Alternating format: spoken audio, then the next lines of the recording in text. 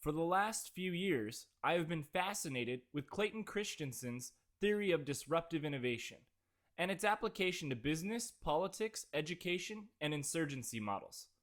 What I find most interesting is that his theory, featured in both the Innovators Dilemma and the Innovators Solution, provides a prescription for a small entrant with less resources to compete with and beat a large incumbent. To understand this theory, we begin by looking at a set of customers for a good or service. A simplified segmentation of the market is defined as non-consumers, mainstream customers, and high-end customers. The incumbent starts by creating a good or service that appeals to the mainstream consumer. Upon reaching market segment saturation, the company looks upmarket and innovates on the product to capture the higher-end, more margin-rich segment. Often, tech companies competing in the same market play this leapfrog game of matching innovation to control more of the commodity market.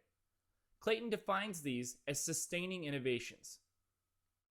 In business, the process is called profit maximizing resource allocation, and the right competitor can use it to force an incumbent out of the top end of the market. By continuing to innovate, the incumbent creates bloated products or services that have more value or performance than the consumer can utilize. The logic is that if I can please my most demanding customers, then my mainstream customers will also be satisfied. But in reality, it exposes the lower end of the market to the disruptive entrant who can enter in two ways. First, by targeting non-consumers with a simple, less expensive, and more convenient product.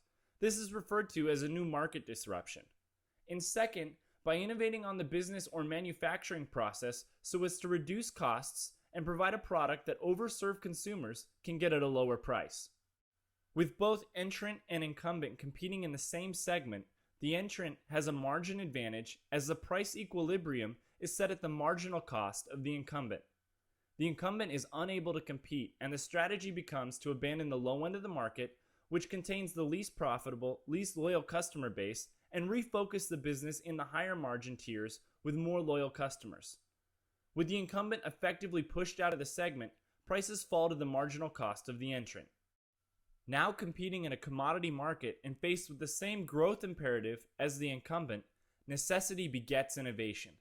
The entrant must figure out how to apply the new innovation in the business, manufacturing, or product to move up market. Once this happens, the incumbent abandonment, segment commoditization, and then entrant upmarket movement repeats itself until the incumbent is forced out of the market. Here's where it gets interesting. By pushing the incumbent out of the market, the entrant becomes the incumbent and is now exposed to a new disruptive entrant.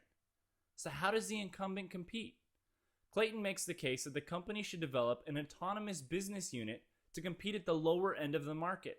He makes a great argument that the cost structure of an organization drives its values, and these cost structure based values limit an incumbent from competing directly with an entrant. While I think this is a good solution, I see it as highly reactive.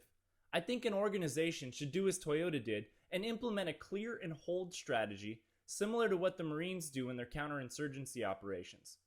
When competition, demanding customers, and profit maximization drive a company to innovate up market, a company should establish an autonomous business unit to move up market, much like Toyota did with the creation of Lexus.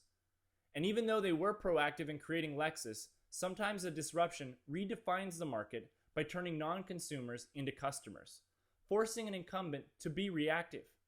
Ultimately, Toyota had to establish Scion to compete with disruptors like Hyundai and Kia. Well, that's a quick look at the disruptive innovation model. Thanks for watching, and I look forward to your feedback.